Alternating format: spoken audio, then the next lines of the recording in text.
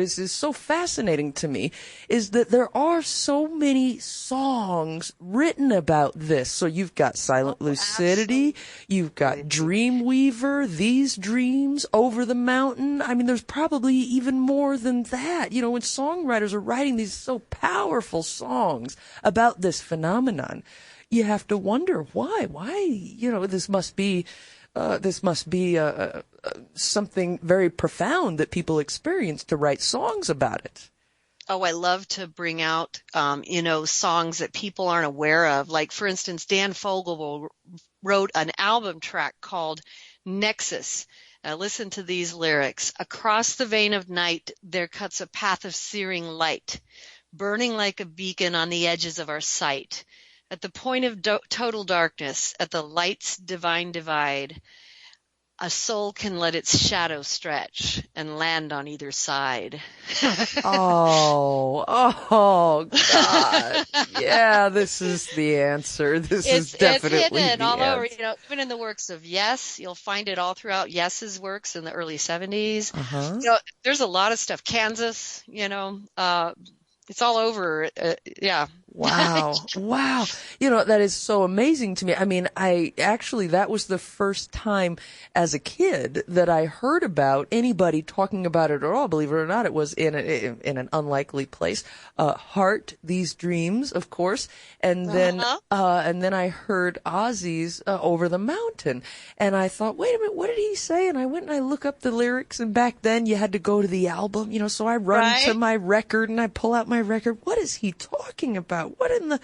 That's what I've been doing in the middle of the night. Oh my gosh. So I got these goosebumps, and what I found, and the reason I thought I'd maybe suggest this to folks is because if you do this, and again, I'm no kind of expert like you are, but if you do this, you will find effects from this leaking and now finding them coming into your waking life.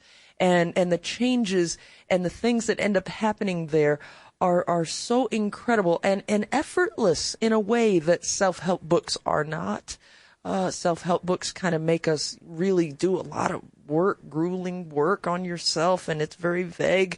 And I come back from out-of-body experiences back into this world, and I find it so much easier to navigate this world, to make things happen that you want to make happen. So, as our distinguished expert this evening, could you maybe tell us how can we use the out-of-body experience to alter our waking reality? Well, just going on what you were just talking about there, I just have to expand on that. Yeah. Because, for all our creatives out there, I've got to say, one of the places that a lot of my readers send me emails about that I visited and written about a little bit here and there is the Warehouse of Unfulfilled Dreams, which is where songs are stashed, which are where paintings are kept, which are books that are left unwritten, are still waiting for those who have not yet brought them into being. So this is where we can go in the spiritual realm, and the things that we have yet to do, we can still bring it into being. And then we have to remind our scientists and our other people with different types of gifts, our medical people, our mathematicians, our broadcasters, all of our people have different types of gifts, and there is a spiritual counterpart to those gifts. And we bring those gifts from the spiritual into this realm, and we can bring the higher octave of that gift into its higher expression. And so whatever we might be expressing here, if we feel like we're kind of stagnant, if we feel like we're not fulfilling that fully, part of what we might be missing is that we're not bringing into physical manifestation the fullness of it, which would require that we merge the physical with the spiritual. And so ironically, you hear a song like what you just played with the Silent Lucidity, And what is he touching into? Whether the writer of the song is aware of it or not, I personally think they probably are.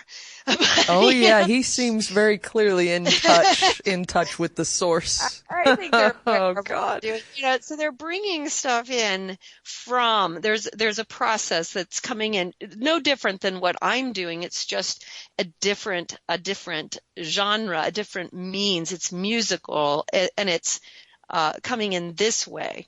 And so just wanted to bring that in because people are home and they're looking at their hobbies and their other gifts, their artistic gifts and their talents. And people are also looking at their work and seeing where it might be lacking. And this is where we can actually bring in the higher expression of our passion, of what it is that we really want to do.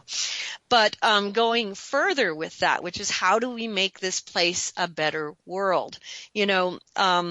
I was featured in a documentary called The Road to Armageddon, which is featured at the website outofbodytravel.org. You can watch that for free. And one of the people that spoke on the documentary was Pastor Howard Storm. A lot of people know about him. What a name. That's pretty cool. Yeah. He was a near-death experiencer, and he had a near-death experience that took him to hell. And then he was taken to the other side of that experience, and he had a complete change of life. But he has this beautiful part of his experience where he's talking to Christ, and Christ tells him, and I will apologize ahead of time if I get any part of this wrong because I don't have it in front of me. But I'm sure you'll be close. Beautiful experience that he had, where Christ tells him, "I want you to go back and change the world." And Pastor Storm says, "Me?" Right? Yeah, I can relate to that.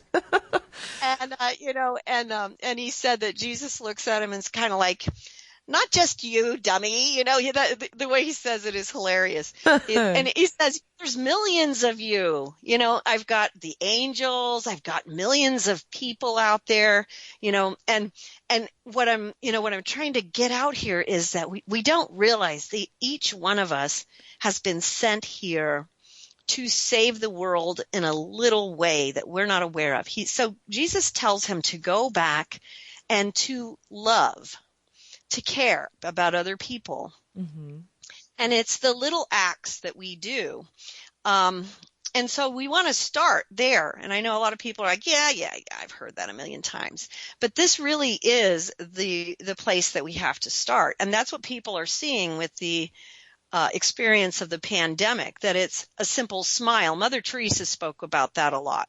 Sometimes you start with a smile, You start with a smile. You start with a wave at your neighbor 6 feet or 60 feet away. You know what I mean? Right now during the pandemic, so it's the little things, whether all these little acts of kindness that people are being inspired to do, that's coming from within. There is this spiritual impetus that is now having this opportunity to come down from the spirit into souls who are being willing to receive. And that is important as well, because that's simple. And, we don't want people to think, oh, if I don't have an out-of-body experience, I can't actually put this in motion. Everyone can put this in motion right now and start there. But with out-of-body travel, how does out-of-body travel actually change it?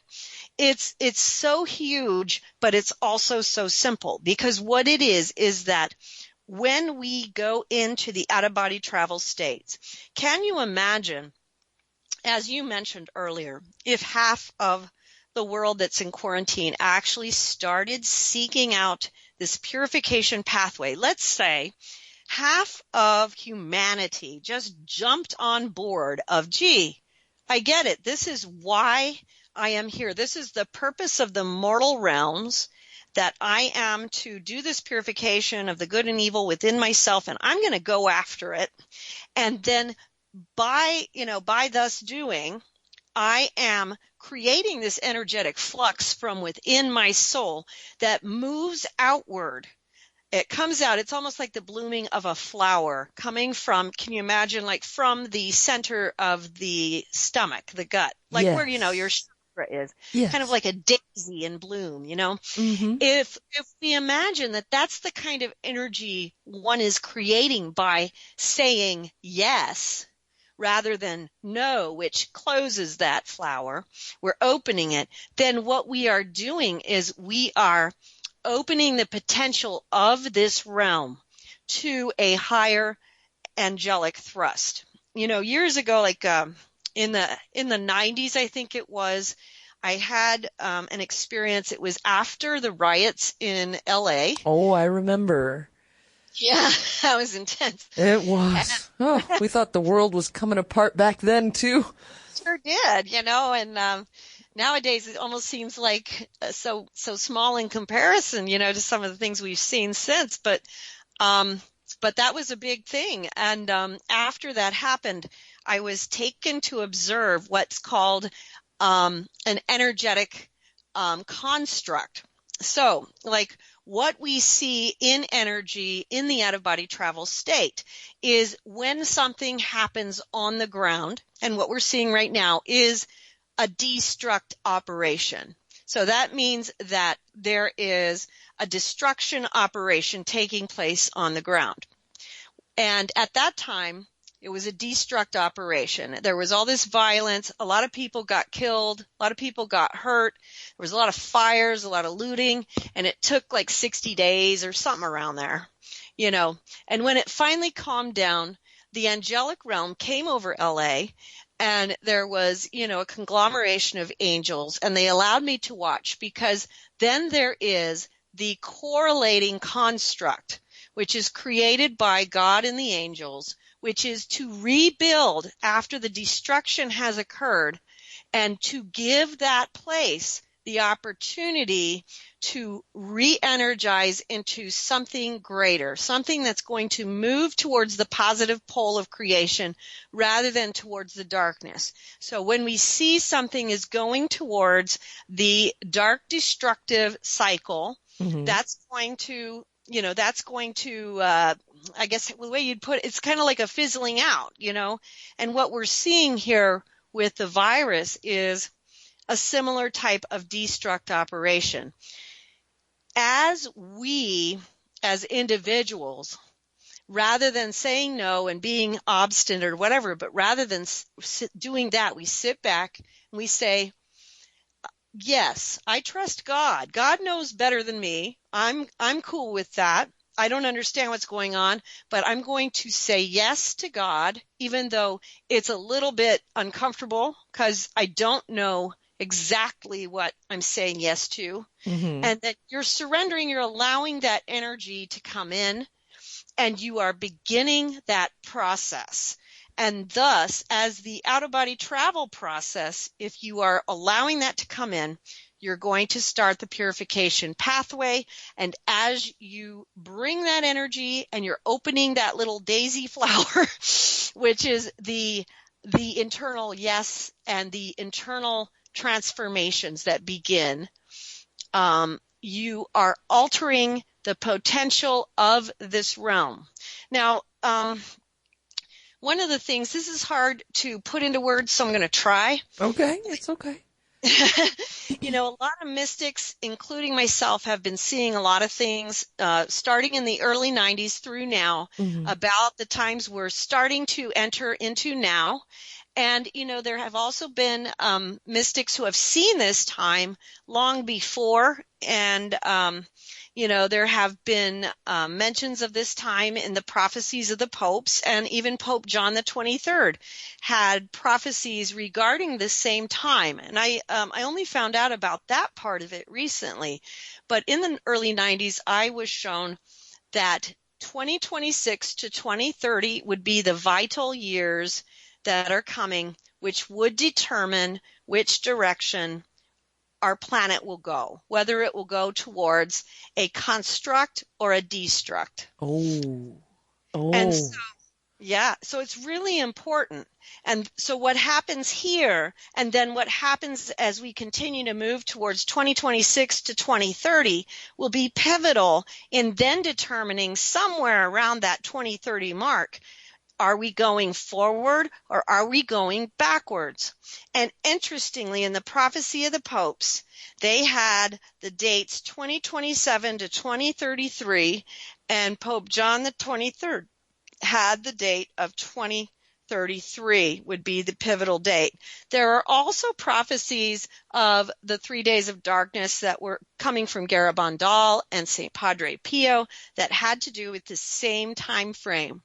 And I've heard from many of our readers who are having these visions over the last year, just like you mentioned, about people feeling these events coming on. Mm-hmm. And so people are feeling the rumblings of something not being right in the energy field. You know what I'm saying? Mm-hmm. Mm-hmm. Yeah, And I so, feel it.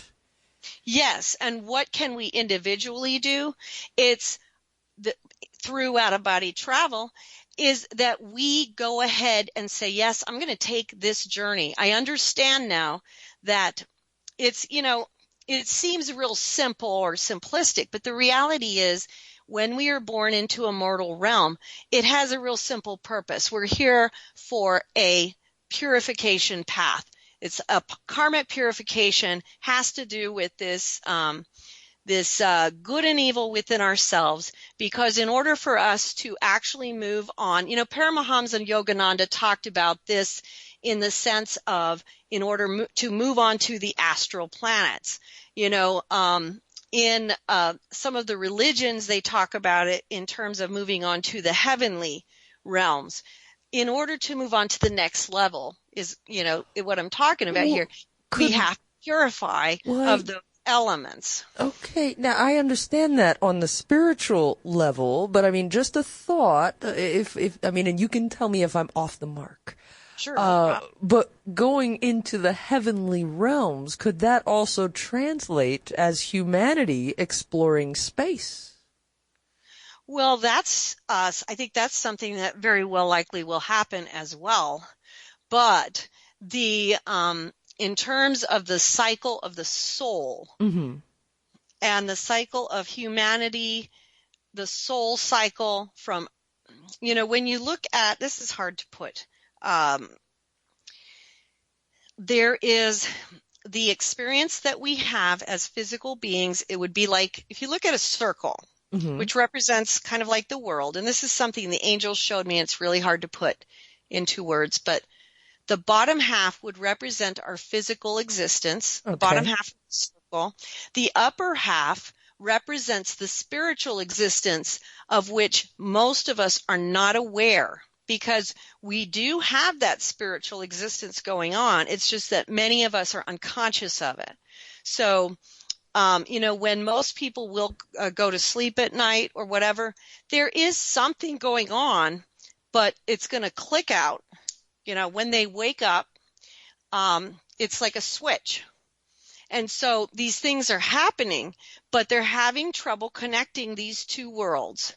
And in order for us to actually proceed to bring those elements together, and in order to bring this planet to go to move forward, and for us to individually move forward as souls, we have to bring those together.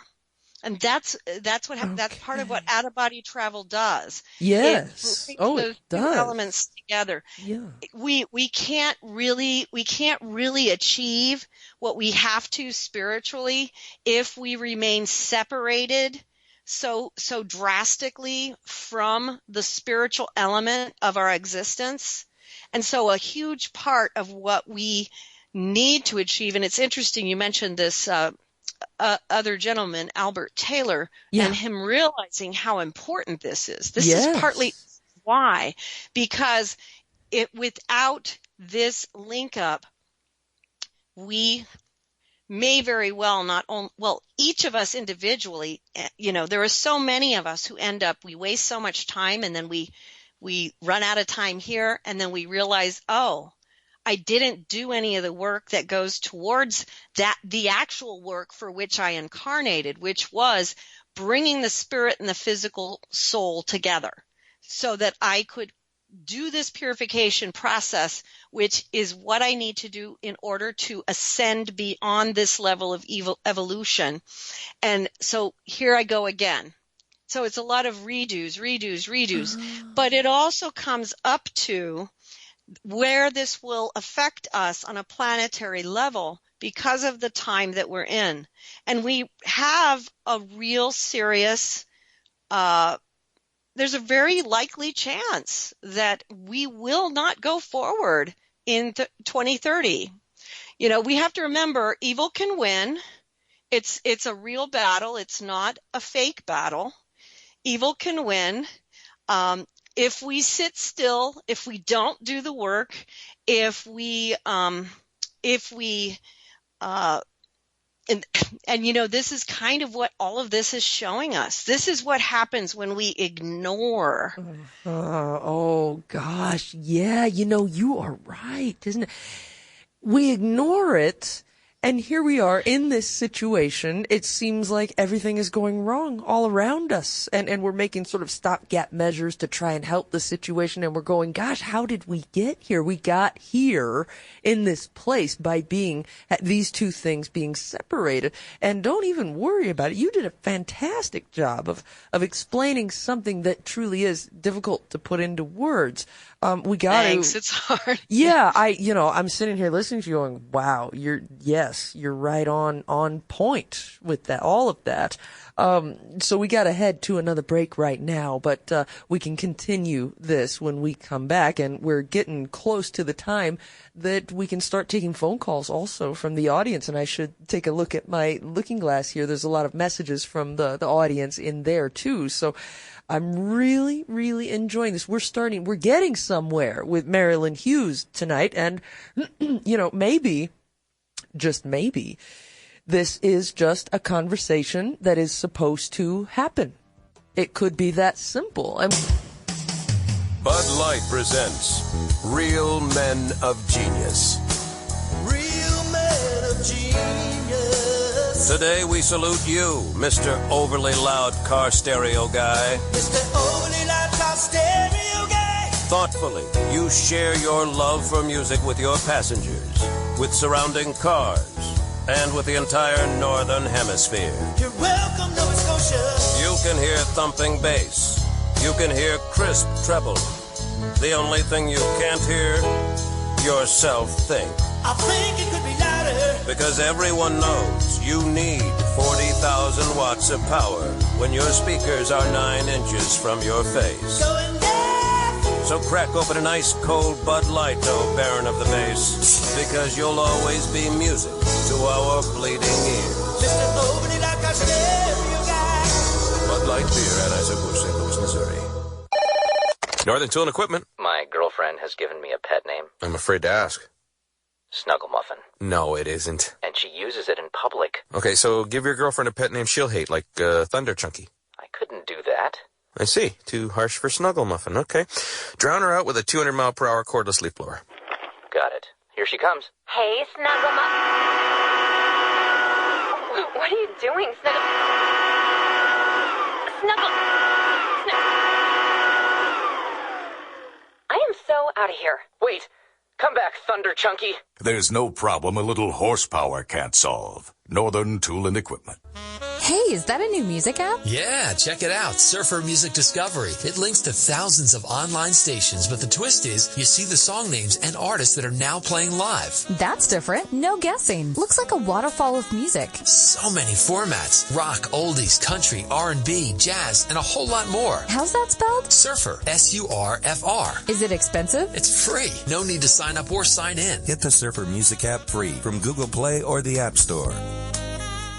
AncientLifeOil.com. For your CBD needs, just remember, AncientLifeOil.com. What does it do for the body, you ask? I can't say to the people in the suits that run the industry. Big Pharma's all over CBD because of its well, you know what I mean.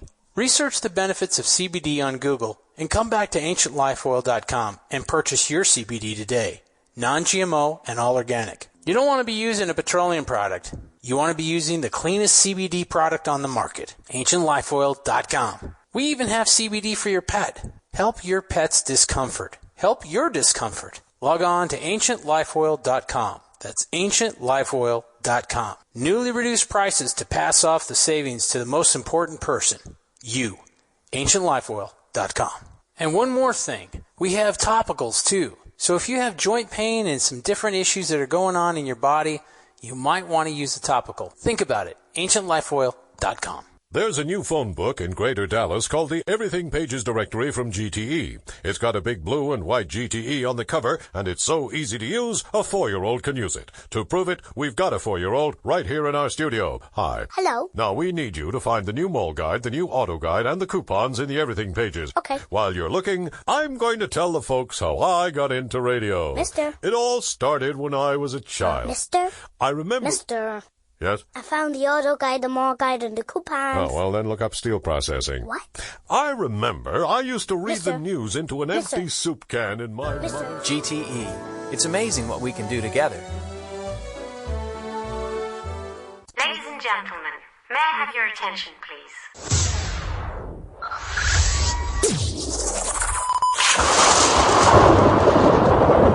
It's a great way to get through if you can't get through on the phone lines. That's a really good way to get your comment or your question added to the show, because this show is not just a me thing or a me and our guest thing. It's a me and all of you type of a thing. It just doesn't work without you guys.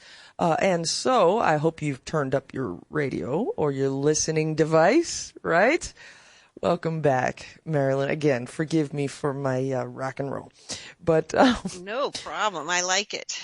Yeah, I know he never played that song, but I really don't think he would have minded about. I think it would have given me a little leeway on that particular one there. So it brings me to a kind of a fun question for you. My audience out there knows that.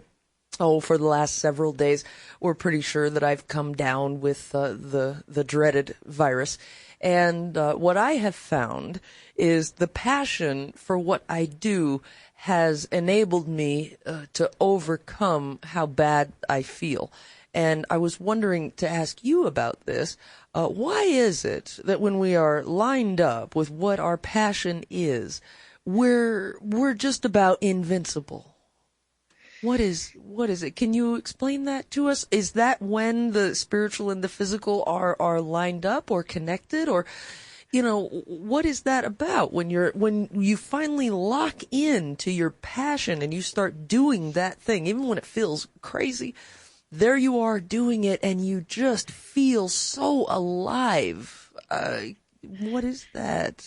Well, it's kind of like, when we do lock into our destiny does have a tendency to protect us.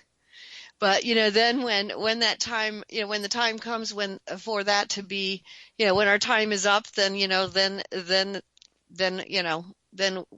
we go too. But, but up until that time, our destiny does protect us. I mean, I've definitely experienced a lot of, that kind of stuff of just protection when least expect it. And I do think that, when you touch into your destiny, you don't, you're just more, you're able to ride it more. You ride through things more because you kind of trust the journey, and you're like, okay, that, everything can be a part of it, as well as fuel it. Ironically, God uses everything. He uses everything. So somehow He's going to use this with you as well. And so on some level, you're probably touching into that. It energizes us in some way. And I want everybody to feel that. I mean, everybody, like we've been talking about, everybody has different gifts to add to the collective, all of us that are moving forward into this strange time that we're all living in. And I want everybody to find that thing that is their passion, their drive, their purpose.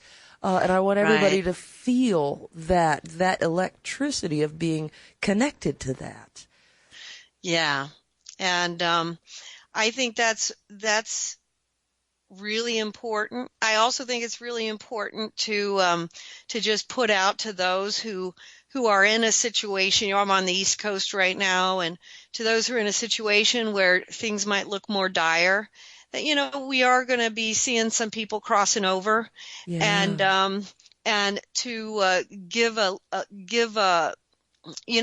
the strength to those who might be facing that, you know, whatever path you might be facing right now with this pandemic, whether you're dealing with your own crossing over or losing someone yourself or just being really, really sick or you don't know, just remember that whatever God chooses for you will be the most beautiful path for you. Even death is the most beautiful path. I've had near-death experiences myself, and so I don't say that lightly. Oh, wow, you have. Gosh, you have been in touch with it then. Yes, so I don't say that to minimize what people are going through. You know, I say that to let people know that God knows, and he's already got it under control. He's going to be there. Oh, and whatever that higher power is, I'm not going to even pretend like I understand it. I'm just your friendly local neighborhood witch. I'm not even a Catholic. There's a lot of things that people don't know about. I talked about in one of my first books about the disaster crew. This is a little different than what I experienced with the normal disaster crews. But, you know, when you have scenes of mass death, you have literally hordes of angelic guardians that are brought in to help people cross over. So I want people to know that they're not going to be left alone with that process. You know, there's probably people out there that are worried about that, but this is something that the heavens prepare for as well. And, you know, this is something I've been reading a little bit about, probably in a different source. There's this magical work out there. It's called the Abramelin, and it deals a lot with your holy guardian angel. Mm-hmm. And it's made it clear to me that we all have this. We can all get in touch with this. Even somebody like me can get in touch with that. And for people to hear that from you, and to hear that you could get involved with out-of-body travel and perhaps make a connection with these angels, make a connection with spirit guides or ascended masters or something like that. That they are there and they are looking out for us and they care about our souls for some reason. They really, really do. You know, we often feel so alone when it comes to a disaster like this, when it comes to, you know, I lost somebody and I wouldn't wish that on anyone, not on anyone. I always say to people now, you know, I hope you never lose someone who is special to you. Because it's going to be the toughest journey you ever face. And to know that you're not alone if you still yourself and still your mind and say yes. I love that, the way you put that. Just say yes. It opens you right up. And then try to get in touch with it. I find if I just listen, just be quiet and listen, you will start to feel these presences around you. Is it more complicated than that? Is it more involved than that? I mean, teach us what you know. Not really, and especially for those who might be nearing death, a lot of times that veil thins out for them, and what we're seeing here in New York and New Jersey and up here on the East Coast, a lot of people are, dying alone. And so a lot of people might be listening, who are facing that. And it's important to know that, the moment the crossing occurs, there will be a crowd there waiting for you, whoever's crossed over before you, of all your loved ones, your friends, and the special guardian angels, and whoever is coming to give you special assistance. It's it's really important that everyone knows that really, and this is something I wrote about in some of my books, about how no one really dies alone, that no one really does. And that's important for those who might be facing that, you know. Absolutely. And then when you lose somebody, Right. as incredibly painful as that can be, and there is no answer really to death, but one of the things that I have held on to that's kept me going through the grief is, I guess, I don't know, it might sound a little woo-woo to say this, but a message, I guess, that I received is that we will see that person again. We will see that person again one day. Absolutely. Yes, but not yet, as they said in The Gladiator, which I love that line. But, you know, I wrote a book called The Limb of the Redemption, which you can download for free as well, which talks a lot about the after-death journey. And a lot of it covered the afterlife experiences that I had with my mother after she passed, but it was also of many others. And yes, we absolutely do. We absolutely do. See And them again. yeah, it's been the one thing that sort of held me together, is that message, that thought. And when it came, you know, as most things do, in a moment where you're probably doing something else, I was doing something else, thinking about something else, and here this comes, and it just struck me like a 2 tons of bricks, and for some reason it just felt so true. Don't you worry, you know, we'll see each other again someday. You hang on. And that yes, can we be will. a difficult thing when you're losing somebody. It's very, very difficult. And here now I said this the other night. God, you know, I love life. It's difficult with all its challenges and everything, but I love life. And you know, we're just surrounded by so much death. We're losing so many people, musicians, doctors, writers, you know, so many people out there that cannot now contribute to the world. But maybe if we can use out-of-body travel to communicate with them, you know, discarnate, but we can communicate with them. I fully believe that we can. And then they're not exactly all the way gone. Right. And, you know, also for those who are losing people, because most of these people who are losing people are not allowed to be with their loved ones. Yes. You know, it's very important to know, like, what I'm experiencing in the out-of-body travel realms is, you know, where we are, and many, many souls are being called to work with those who are crossing over. Mm-hmm. I'm doing a lot of that. And there is a lot of work that's going on in terms of the alterations to the realm that's coming from just what this whole pandemic is energetically creating to the realm. So there's a lot of work that's going on that people may not see, but people are receiving assistance in their crossing over. And you know, one thing, just because you mentioned that you are a witch, I just wanted to also mention, we are all going to see each other again, regardless of what our religion or faith or whatever we might practice here. You know, the limitations that these things place upon us in this world do not do that in the next. You know, who we are as souls is not limited in that way in the next. It's our love, and it's our it's the bonds that unite us, which is our love. So these things, you know, because I receive so many emails, people get so worried when they lose someone they love, and, you know, someone they love doesn't have the same beliefs that they have or something else. And it's so important. I've seen such beautiful things of how so many different types of belief systems, and how people are taken through the crossing over process, and even those who believed nothing at all, who are gently guided into understanding the spirit world, so that they, you know, gradually are able to adjust to their new status. You know, we need to remember one of the things that Saint Faustina, she was a saint in the 1930s, and she brought about, and I hope you don't mind because I understand you're not Catholic, just bringing it up, it's just a random, but she brought about the Divine Mercy devotion, which ironically is relevant right now just because Easter Sunday comes up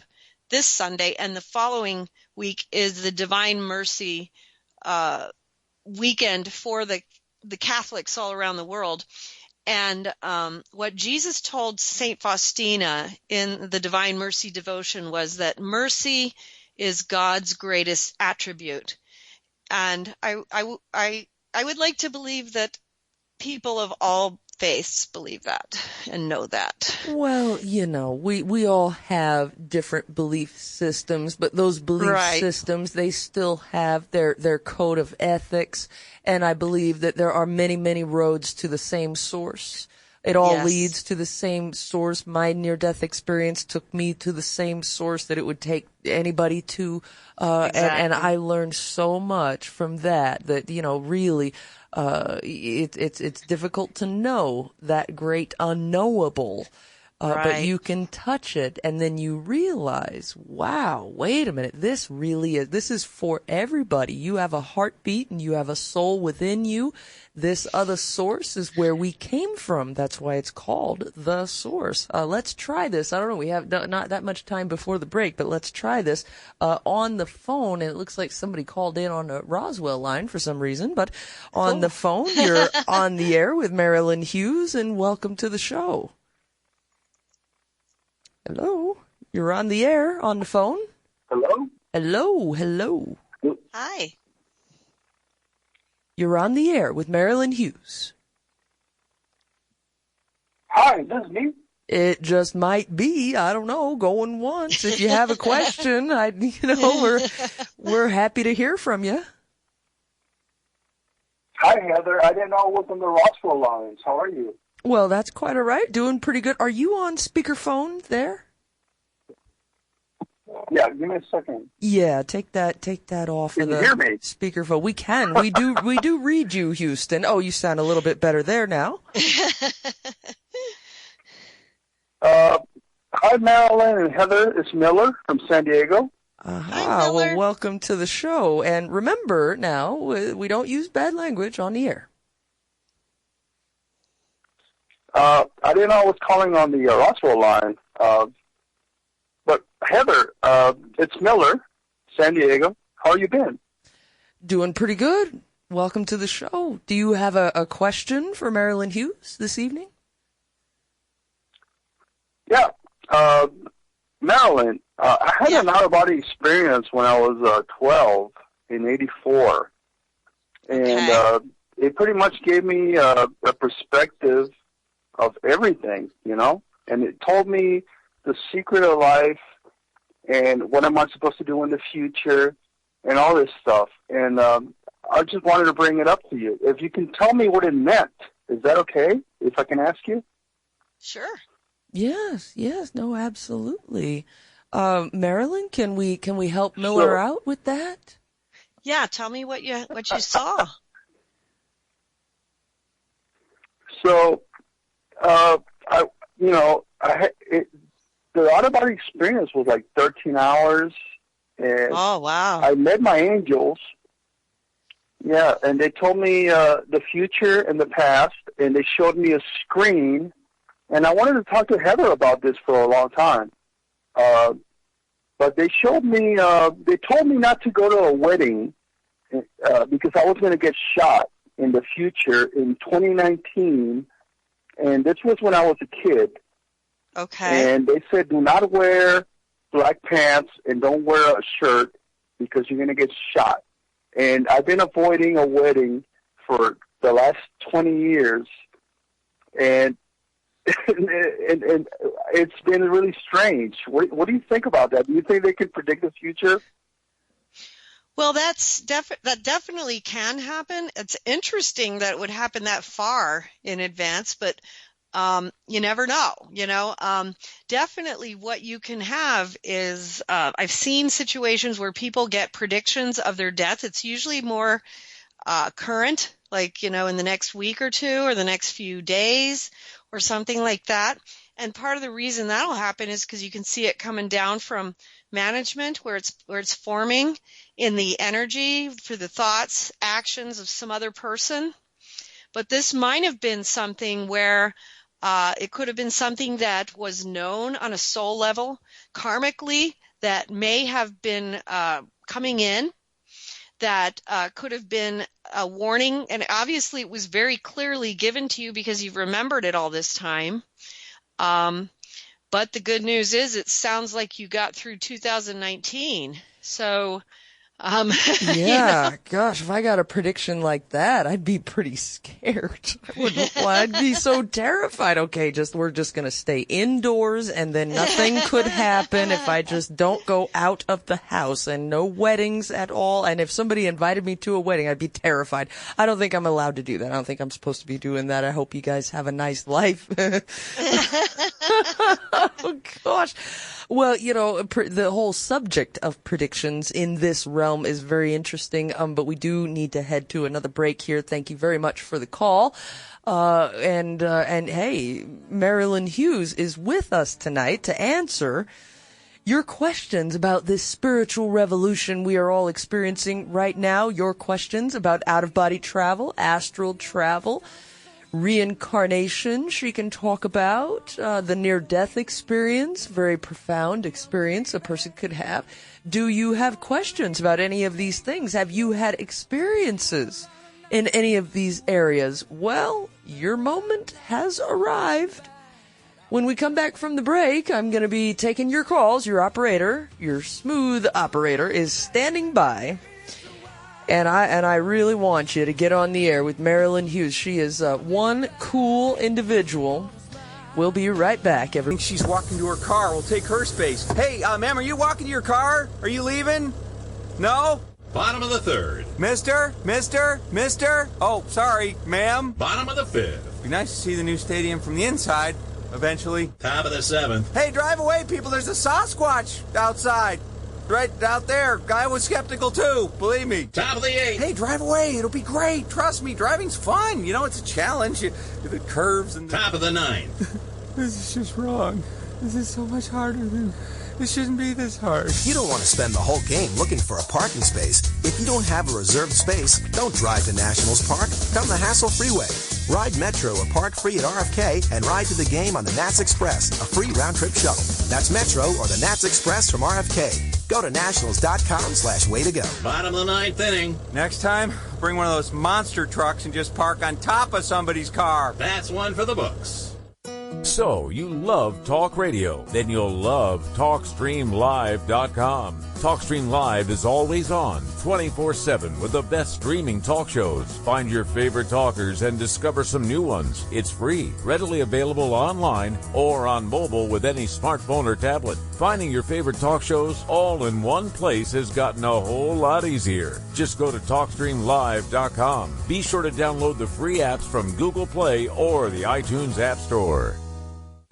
Hey, is that a new music app? Yeah, check it out. Surfer Music Discovery. It links to thousands of online stations, but the twist is you see the song names and artists that are now playing live. That's different. No guessing. Looks like a waterfall of music. So many formats. Rock, oldies, country, R&B, jazz, and a whole lot more. How's that spelled? Surfer. S-U-R-F-R. Is it expensive? It's free. No need to sign up or sign in. Get the Surfer Music app free from Google Play or the App Store.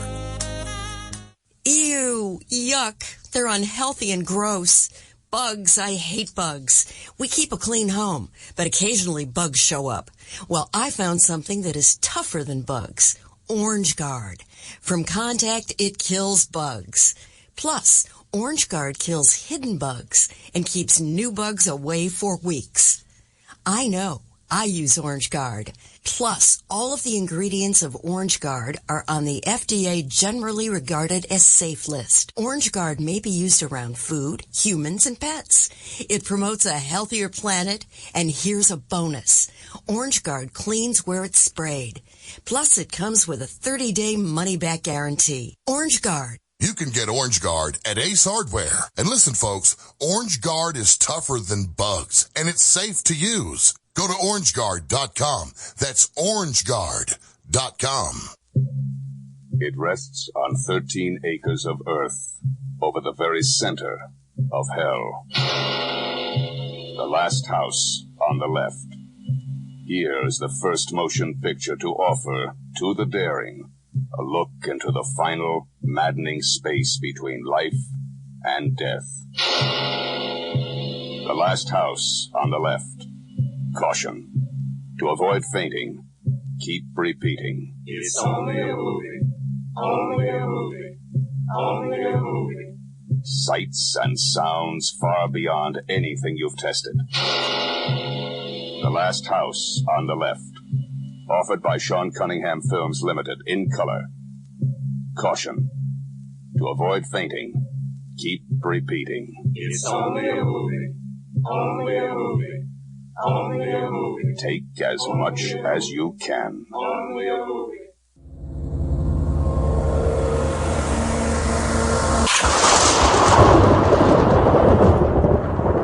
Yeah, great to be here. This is a lot of fun tonight. Thank you. You have really brought the fun back to what we do here in the middle of the night. I appreciate that. It's been great. Yeah, it's great. Well, here's a question. Now, I don't normally do this, but through email, but here's a question. This is too good to pass up.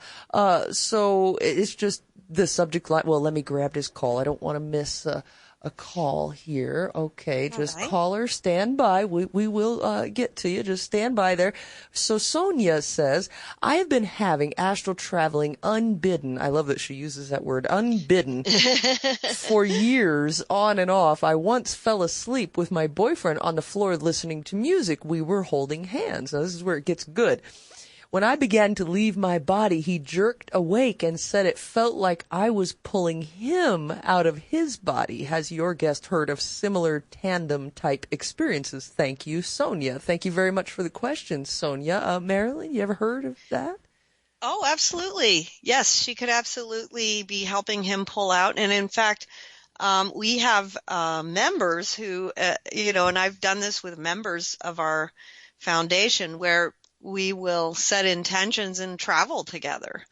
And so we'll have higher experiences with one another. And sometimes one person remembers the whole thing, sometimes both, so it's an interesting adventure. Yes, you can sometimes travel with other people.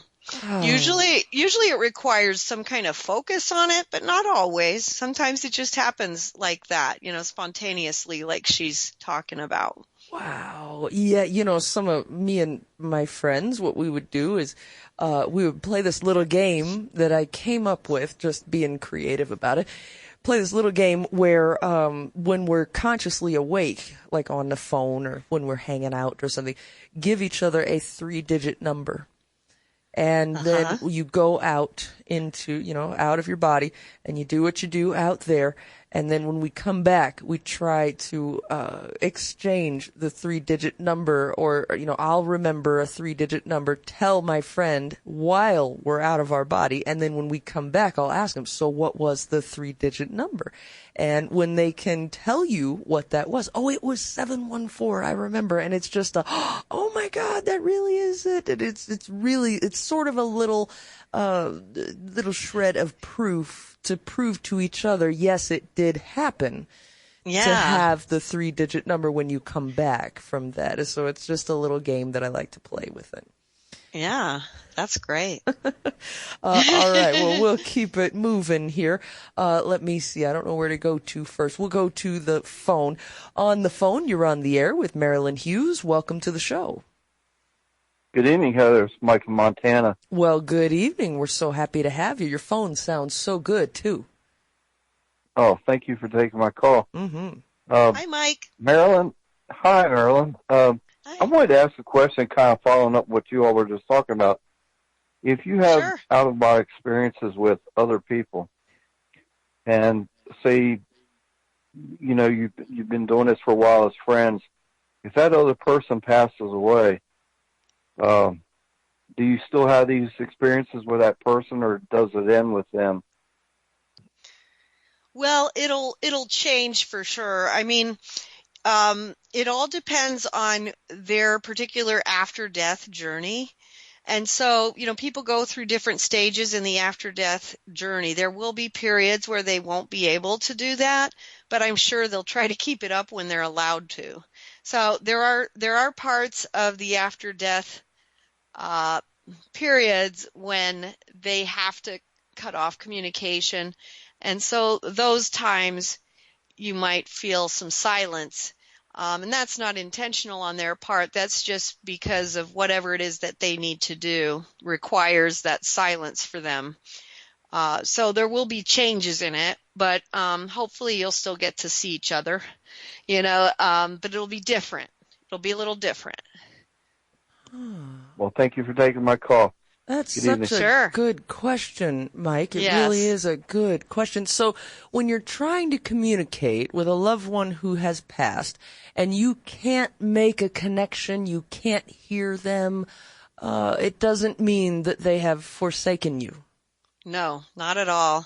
We go through different periods, and I've actually had souls from the other side have talked to me about how there are periods where they have to literally drop the wall is kind of the way they put it, because it's too much of a distraction for them, and it keeps them from moving forward into what they have to do next. And so there are periods where they will actually just be required to look forward, and it's like a wall is put in place, and then that will change at different points. And so you'll see that the contact will change. Like a lot of people will have contact shortly after someone dies, and then there might be 3 to 6 months where maybe nothing. And then they might have contact for 3 to 6 months. And then maybe there might come a period there where there might be a couple of years of silence. And then at a 5 or a 10-year point, they might all of a sudden start hearing from them again. And you'll see that there'll be these intervals. And those times when they're quiet, it's because they're going through some type of afterlife learning process that requires them to cut out the physical world, or it would be too much of a distraction for what they have to do and learn to go forward from where they are. And so it's real helpful to understand that, because you can feel really, I've been there because I totally understand. It's really hard to not be like, hey, where'd you go? And so it's good to understand, that it's actually, it's actually just part of the mechanisms that they have to operate with in order to stay focused on what they have to do in order to continue with where they're going. Sure, because a person can start to feel like, well, maybe I'm just no good at this, or maybe communication with the other side isn't real, or all of these thoughts start to come in. And so I can't help but ask you this. We've got a call standing by on North American Skype, and please indulge me for a moment, caller. Sure. But how do you know that? Is it those on the other side that explained this to you, or? Mm-hmm. Yes, because I deal a lot with the afterlife journeys of souls. And so a lot of the work that I do in the out-of-body travel state has to do with not just helping souls as they immediately cross over, but working with them as, it can be sometimes, 2 or 3 years after they're crossing over. So I've gone through these processes and I've had it explained to me by the souls and by the guardians who are explaining the different processes of what they're going through and why. And so, yeah, that's exactly what happened. Incredible. Are we meant to communicate with them, or are we violating some law by trying to talk to them? Well, it's, when it's allowed, when God allows it, it's because it is beneficial. It's when we try to, and part of the reason that wall comes down sometimes is because if we try to pull somebody back into the physical realm when they are no longer of this world, then it becomes detrimental to their forward motion, because they are now of another world. I remember a beautiful experience I had with a friend of mine who died in a car accident. Like, gosh, that would be a lot. I'm old now. My goodness. Well, it's you like sure don't sound like it. It's been a long time. It's been like 35 years ago or something. I don't know. It's been that long since this person passed. And I remembered, this was like maybe 10 or 20 years ago. I had an experience with him, and he, and I was like, well, I just want us to, be together. And we were just friends. It wasn't like a romantic thing. We were just good friends. We grew up together. And he said, but I live in this world and you live in that world. We are no longer of the same world. That's not possible right now. And it was, how we say knowledge is vibration. That knowledge hit me with a vibration where I just got it. I was like, oh, he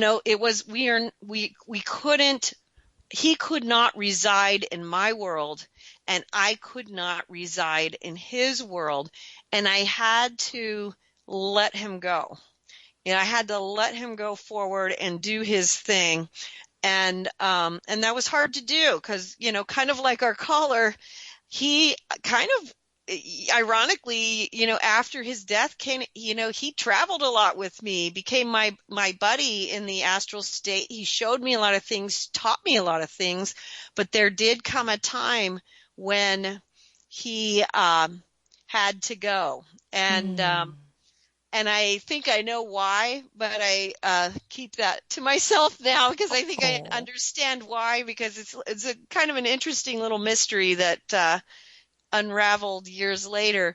But it is important that we understand that it is this it's this recognition of allowing each other the room to continue with the progress that we each have to individually make in our successive worlds, Yeah, that makes some sense. That does. And to always keep in mind that there will come a time when we will see them again. We will see them again. Absolutely. Yeah, wow, great answer. On North American Skype, you're on the air with Marilynn Hughes. Welcome to the show. Thank you, Heather. I desperately hope you can help me out. Well, we will try. I hit a nadir of despair today. I'm so sorry to hear that. Oh, I'm sorry. What happened? I'm confined to a nursing home in Sublimity, Oregon. That's right, yeah. Well, they've drawn blood twice now and put me apparently in quarantine in isolation and didn't bother to tell me why, because they had questions about whether I'd contracted the virus or not.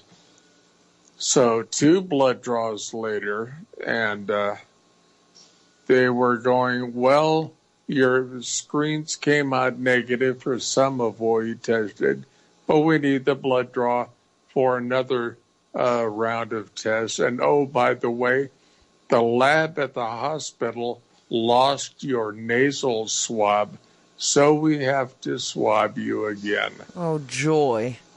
I had the most excruciating bout of pain that I experienced in months. That thing went up my nose, and it sent a bolt of pain into my right eye socket halfway into my skull. It was not good, and I lost it. I snapped at the lab tech, at the nurses. I was at the point of saying, screw it, kill me now. I want to terminate. No, we need you, Marcus. I need you. I need you out there. Not yet. Not yet. I don't want to force you to do anything you don't want to do, but I need you. I am glad. That is the one thing that keeps me alive, is the fact that you and my dear people want me around and can actually make use of me. You are a part of our nighttime family, Marcus. And look, I mean, gosh, if there's anything I understand, it's despair. But I would like for Marilynn to respond, because she's so eloquent, she may be able to help you maybe better than I can. Marilynn, what do we do in these kind of times of despair, when we don't really see any hope? We just see more and more grief. We're not having a very good day. We don't think tomorrow's going to be any better. And we just say, you know what, I'm just done with this. I'd just rather die. When you're that low down, what do we do? What can you possibly do? Marcus, I've been there, and it's a hard road, but Heather is absolutely right. One of the things that is so hard to see is how valuable we are when we are suffering. And your suffering is so valuable. Mother Teresa used to say to the people who were suffering the most that God must really, really trust them to be giving them so much suffering. And, I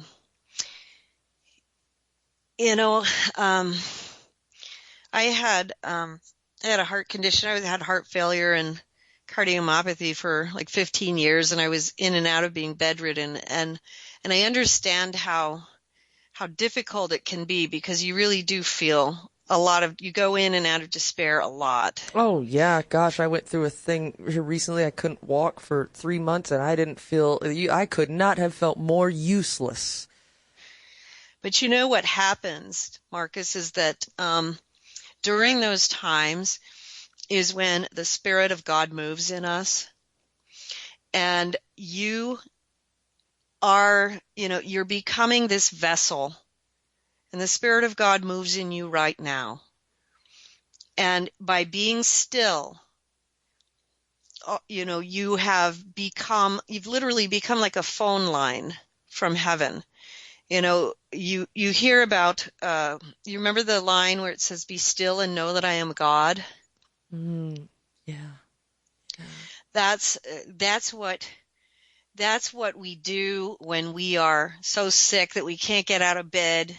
We have so much pain that we can't really relieve it. We can maybe help it a little, but not really relieve it. There's also that uncertainty he must be feeling right now, because they lost his swab, so they had to take another one, and they're telling him he's testing negative, but they keep testing him, so he's thinking, well, why am I in quarantine? Why do you keep testing me? If I'm negative, do I have it or not? And if I have it, am I going to make it? I mean, I'm going through that right now. Is this virus going to take a quick turn and I won't be able to get up tomorrow? I mean, that is to be in that place, and so many people are in that place right now. And here our friend Marcus, Marilynn, he is one of the coolest. He's like a gentle giant. He's a thinker.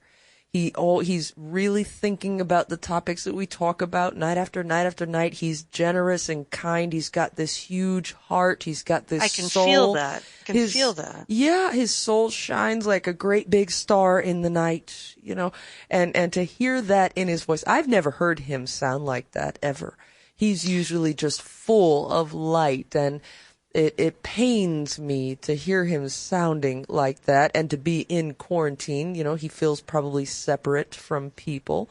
And so, I would think to out-of-body travel, or to try to out-of-body travel, that takes you out of the bed. This is a great time for that. I don't know what Marcus's personal faith would be, but I can speak from my own. Mm-hmm. And when I was when I was in that position, I always had a crucifix within view. And part of the reason for that is, and it's really good for what we're talking about, because this is a spiritual revolution. And what happened on the crucifix? Christ was dying. He was suffering. And what did he do? It was a spiritual revolution. The death, the suffering was a spiritual revolution. We forget that when we are going through the toughest of times, that is when transformation is happening. Yes, it is. And you're absolutely right. It's okay that we don't know. It's okay that we don't know. And it's difficult not to know, but it's okay that we don't know. It's scary that we don't know. It's annoying that we don't know. It sucks that we don't know. It's frustrating. It's frustrating, definitely frustrating. And, a lot of people are stir crazy for sure.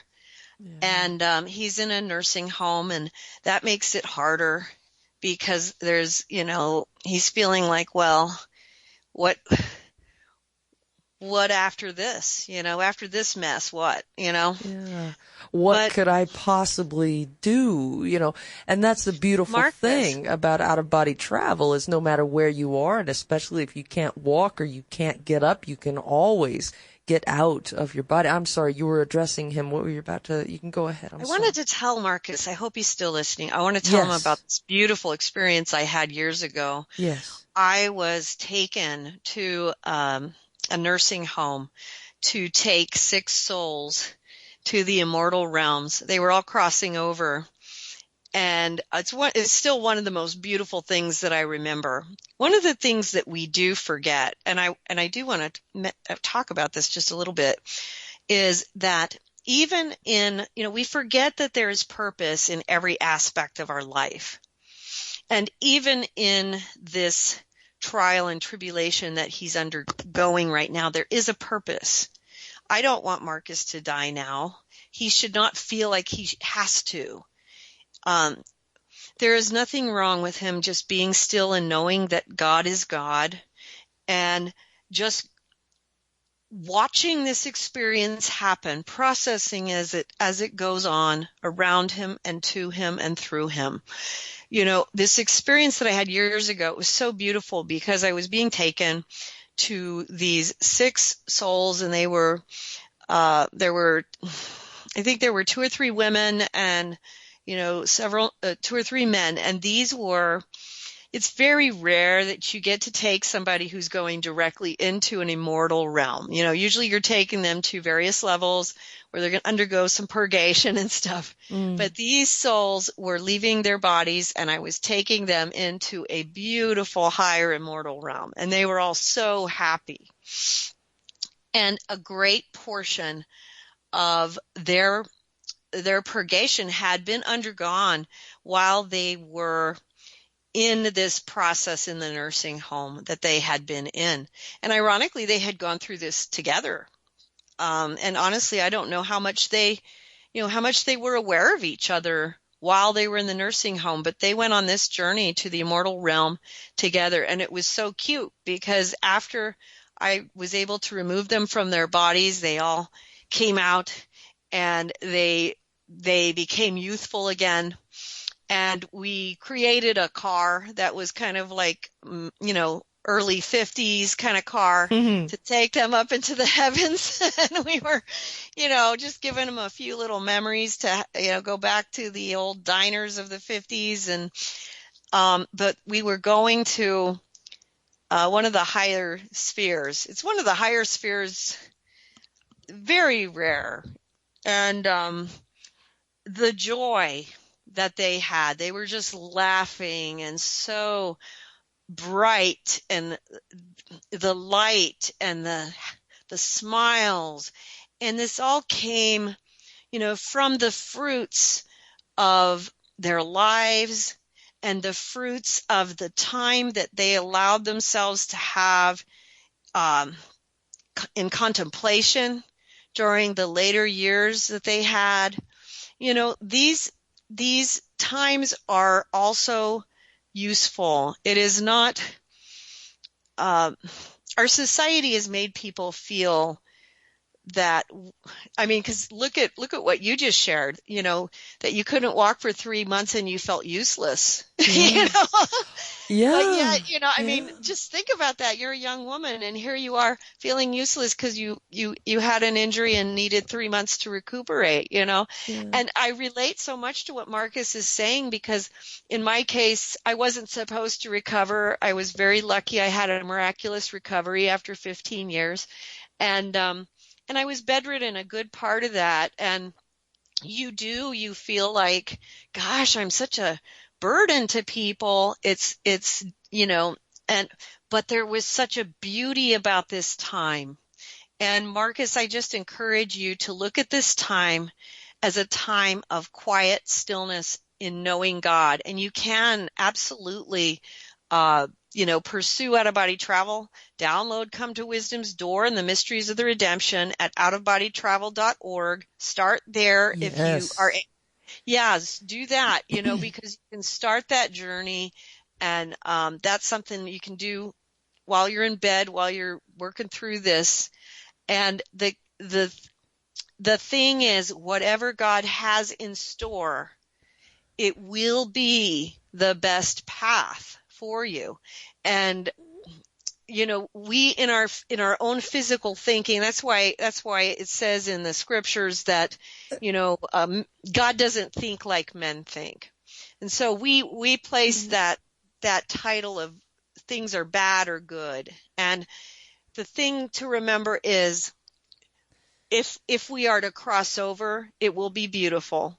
If we are to stay, it might be difficult, but there will be a transformation, and we'll come through it, and there will be beauty in it. Well, that's a whole lot to keep in mind. And one thing that I can do, I'm very late for a break, but, all this needed to be said, and what am I going to do?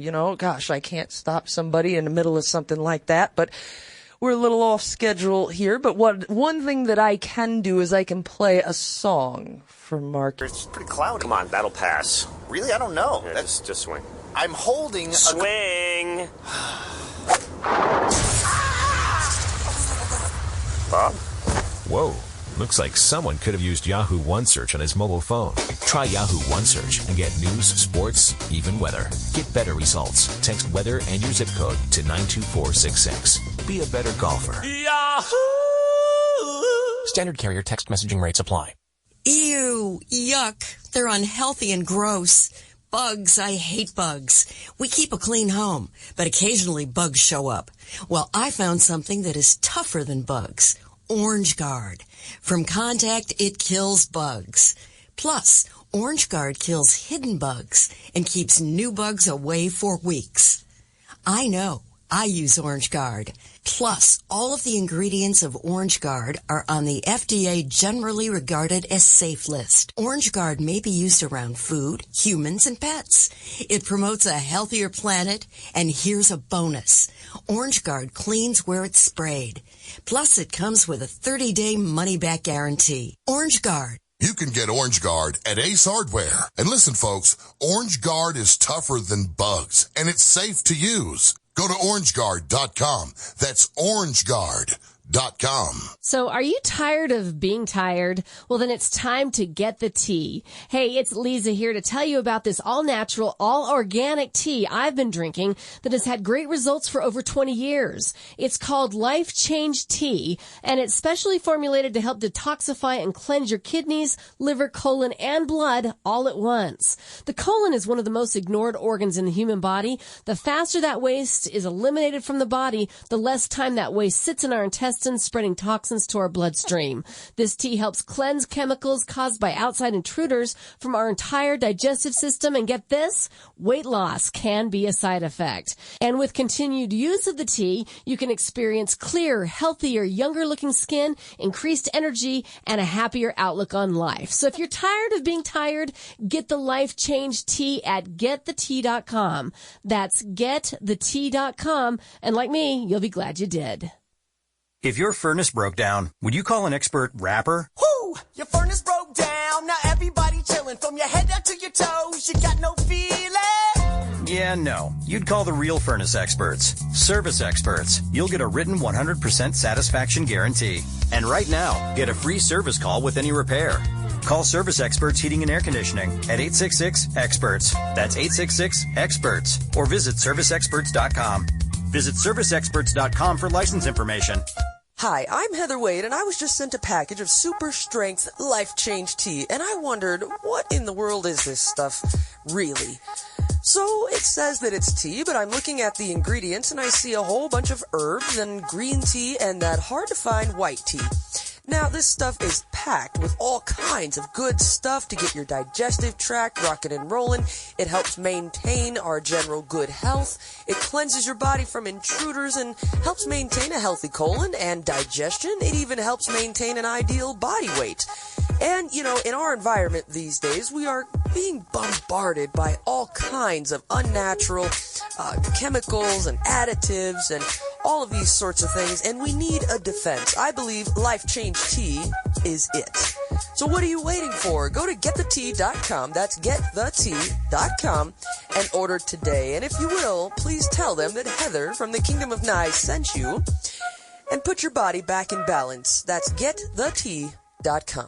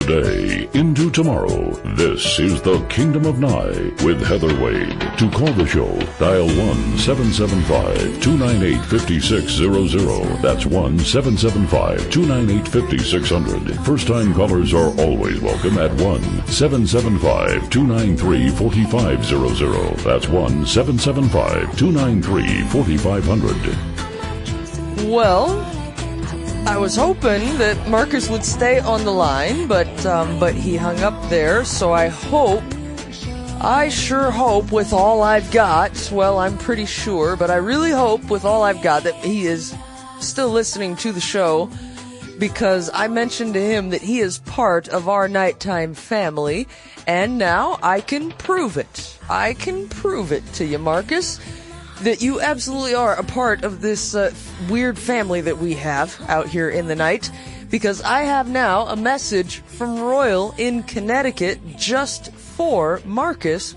way over there in Sublimity, Oregon. Now, Royal in Connecticut says this. He says, Heather, please relay this message to Marcus for me. Please let him know that his personality and his voice is something that gives me comfort, and it's with a capital C, comfort with a capital C, every night when he calls in. Assure him that we need him to be here with us because he is a wonderful human being. And, something that I didn't have a time to say, but it's all right. It's not a problem.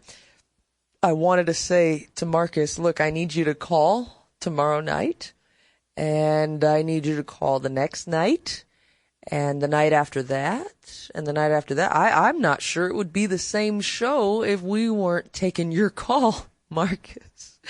We've lost listeners before. We lost Spontane, who has, the greatest name ever, right? Spontane.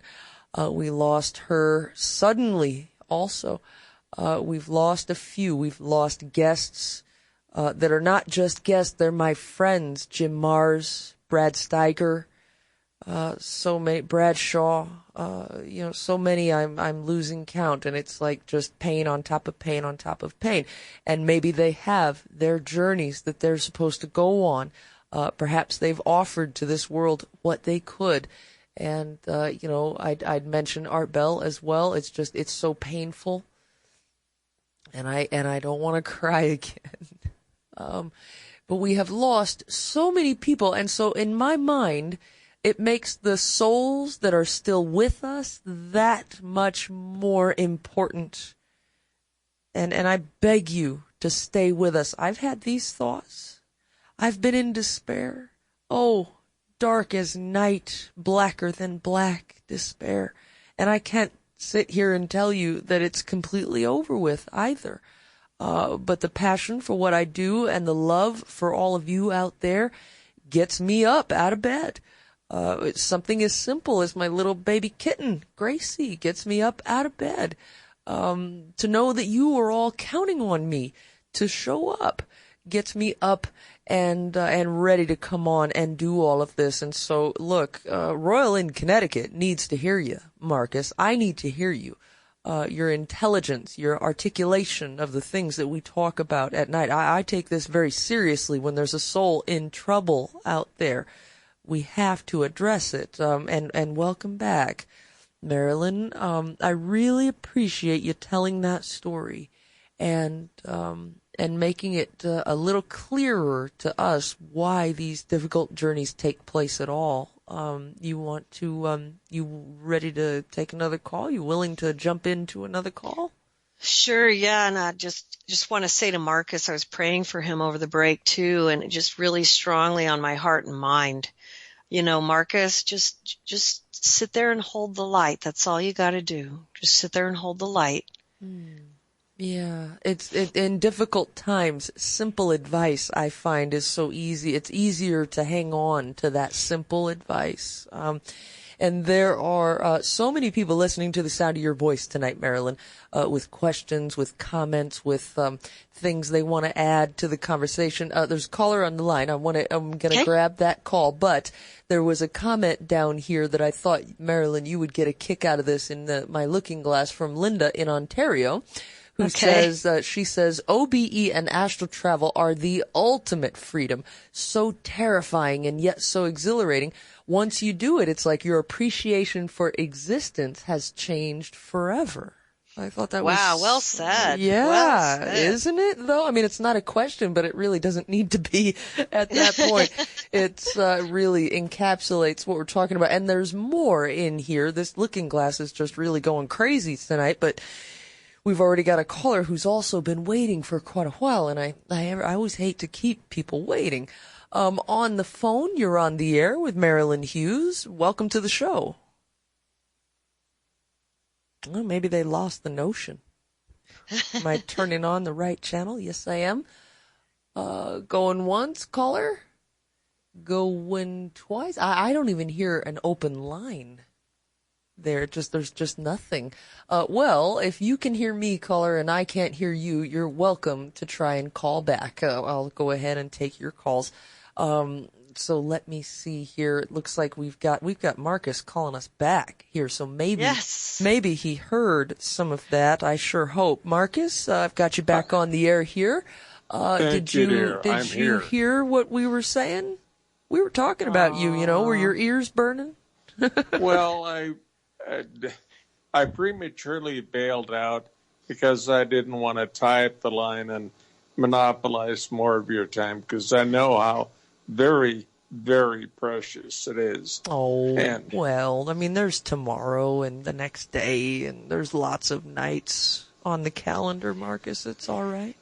Well, Marcus, what made your it time is especially precious too. Meaningful to me was I had suffered the loss, apparently, of a dear friend I loved a lot who's decided to cut off communication with me, which doesn't help. And about astral travel, I was Wiccan and devoted to studying astral travel back in the 70s, and I could never do it. I tried and tried, but I couldn't do it. Well, on your first point, look, you may not realize this, Marcus, but people do this to me also. I've lost people that just cut off communication, especially after Art passed away. For some reason, a lot of people took that as an opportunity to just turn away. And it really hurts. It hurts pretty bad when people do that. But you know what? Yeah. You've got us. You've got me. I'm not turning my back on you. Bless your heart. That's you got one me too, of the Marcus. Things. That's right. Now you've got Marilynn Hughes. You got me, Marcus. I'm all about you. You are not leaving my heart and my mind. You see, you've got people. You've got people that aren't going to turn away from you in the night. And what Marilynn said there, I didn't miss that. I keep my volume on my headset turned all the way max to 11. I caught that. She said, "You know what, Marcus? Your time is valuable too." Wow. Yeah. Our time is very precious. You know, Marcus, how many times, I'm like a broken record. How many times do I say that on the air? Time is our most precious resource. Every minute, every second, live it up to the hilt. Okay, but your second point, Marcus, okay, this is perfect for you. Your work is cut out for you here, Marilynn. He can't get this done. He tries, and he just can't get out of body. And so what do we do for folks that just can't seem to do it, to accomplish this? Well, Marcus, let's take a challenge here.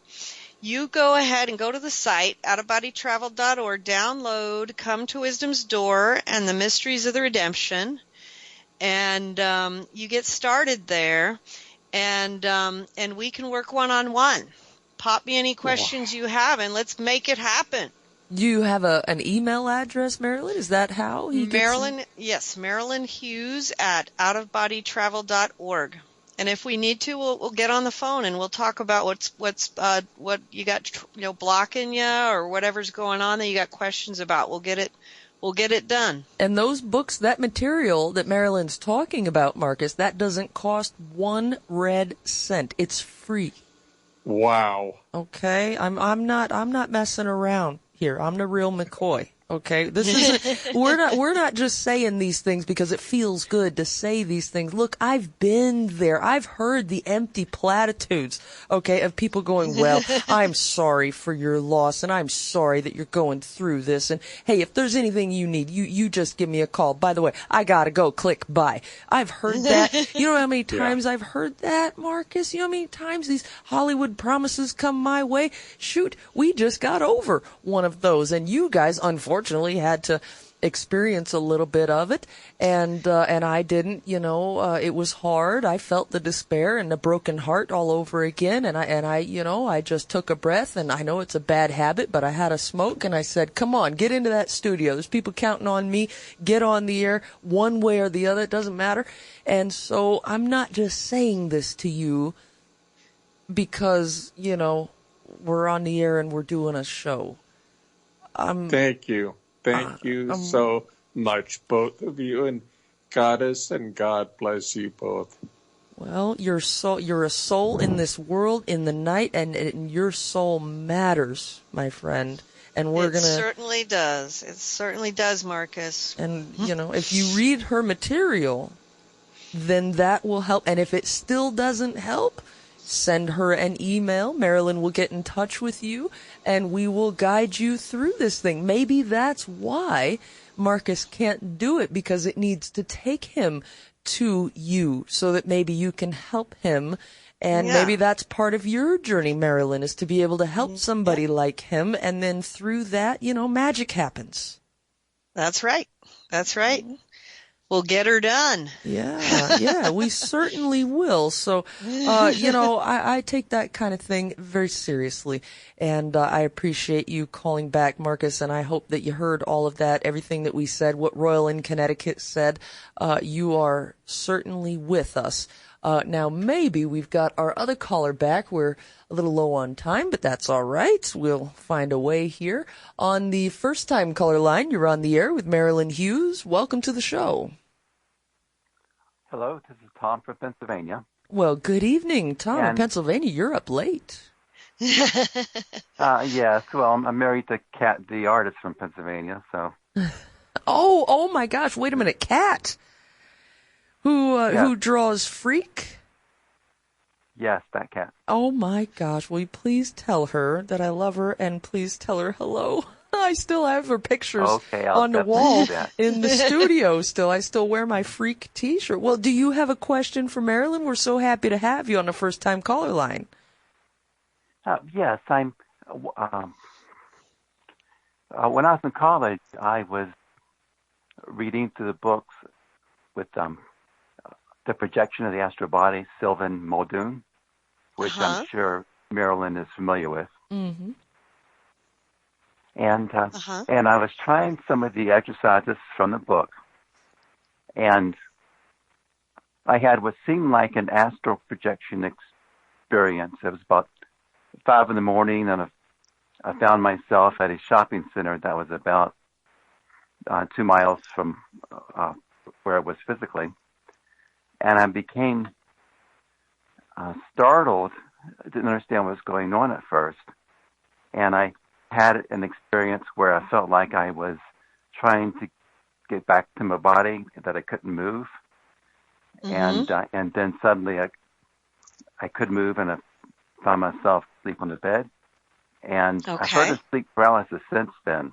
So was I experiencing a dream sequence or an astral projection? I'm not sure.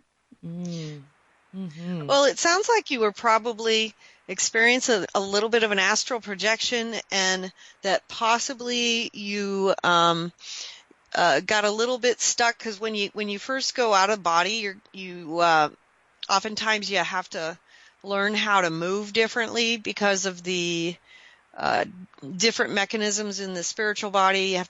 You have to change the way that you move, and so when you thought about it, you were able to move back into your physical body. I talk a lot about that in Come to Wisdom's Door, and so that should help you to get started on that whole thing, which helps you to understand what happened there, which is when we first have the experience, we try to walk as if we have physical legs. We try to see through physical eyes. Heather mentioned this earlier on about, trying to breathe as if we have physical lungs, and everything is consciousness related. It all comes from this 360 consciousness.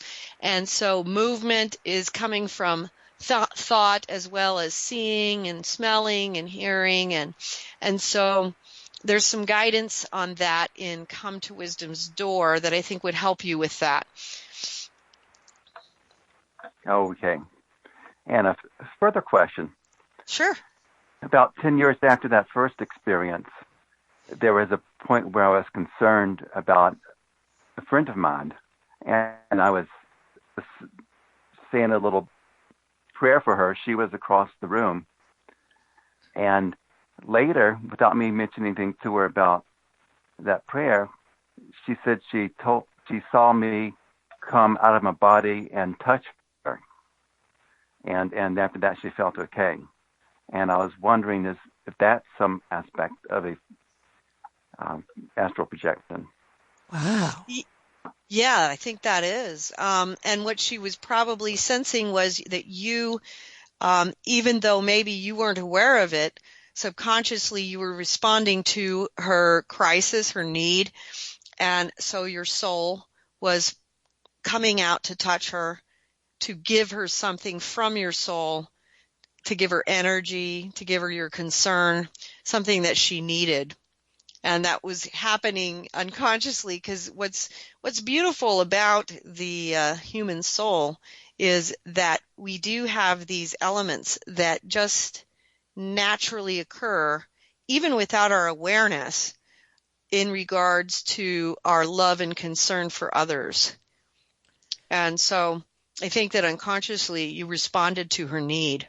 Yeah, if there was anything I brought back from the near-death experience, it was that what matters in this life is the interaction between souls, animal or human. That is what it's all about. And having those reactions or those interactions, because that's what we take with us to the other side. And so every interaction that we have with another soul, and this is what I sort of understood while I was there, try to leave that soul in a better place. Try to leave them with something positive, something loving, because then in your own life review that comes back up. And of course, it stays, whatever interaction you have stays with that other soul for the rest of their journey. And that is truly what it's all about. When we encounter another soul like you and I for the first time tonight, and we have a good experience with it, I'm going to go away from this going, wow, gosh, why haven't I talked to her before? Yes. This is amazing. And, I hope that you would also go away with a positive experience from it. And there we've done what it's all about. And then if folks can, God, I don't want to be like preachy or teachy or something, but if people can sort of take that with them in this waking reality, the tangible reality, and just know that he was praying and his actual soul reached out to touch his friend in need, should demonstrate the truth of this, that what matters is the way our souls interact with each other. And I hope I made sense there with that. Absolutely. But, what a note to end on with this tonight. I wish we had more time. There's so much to talk about. I just hope, Marilynn, that maybe this won't be the last time we have an opportunity to do this. I mean, I don't want to keep you up until sunup on the East Coast there, too often. But I'd love to come back on. I would love to come back on. This has been a total pleasure. Wow. Well, we will. There's so many topics that you talk about that we could just do an entire show about: reincarnation, the afterlife experience, the near-death experience, so many different things that you talk about. And I'm just absolutely tickled that your material you've been telling people about on the show is free on your website. And there's so many titles here: Come to Wisdom's Door, How to Have an Out-of-Body Experience, Out-of-Body Experiences, What You Need to Know. That's one I want to get. Out-of-Body Travel and Mysticism. Now this one's kind of long. A primer on the basics of out-of-body experiences and energetic law in out-of-body travel and mysticism, if a person wants to get very deep into it. There's so many of these. The Hammer of Mysticism, an encyclopedic journey into out-of-body travel, mystical processes, and terms, and it goes on and on and on and on here. I don't even have time to go through all of them. In fact, I'm a little late here. But all of that material is available for anybody who wants it over at outofbodytravel.org, which is such a perfect website name. And you are just a pleasure to speak with. It's a learning experience, and I hope we've raised the vibration of the good people that tune in to us every night. Yeah, I hope so too. And that we can, hold the light and, feel the love with all of us in seclusion, but yet together, during this pandemic. Right. And one way we can be together is you can meet your friends out there in the ether. I've done it before. I know it's possible. And you can out-of-body travel, and hey, nobody's going to transfer anything that way. You can get around a lot of earthly rules by doing this. So I would just want to wish you a very good morning. And thank you for doing this. We always close out the show the same way. You've probably heard this song before. Crystal Gale's Midnight in the Desert is how we always close out. And I just want to thank you once again. We'll stay in touch, my new friend, and keep up the good work out there, helping the souls of this planet. Thank you so much. It was a pleasure to be on. Good night. Wow. Marilynn Hughes. Amazing. It is just amazing how things can work out sometimes. Well, I am way out of time. Please be good to each other out there. Good night. Catch you tomorrow night, same place, same time. And we'll do it all over again, my friends. Good night. Midnight in the desert, and we're listening. Ooh, we're listening to you.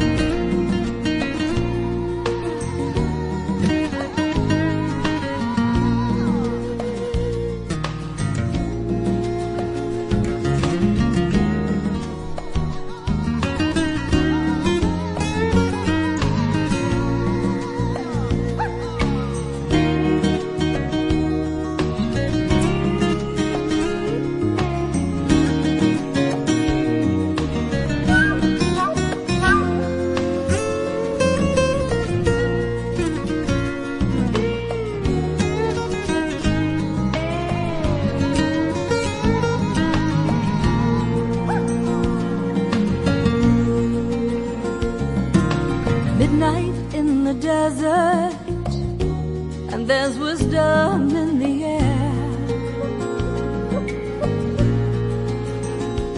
I've been looking for the answers. All my life I felt you there. As the world we live in quickens, are we heeding all the signs? Have we lost our intuition? Are we running out of time? Midnight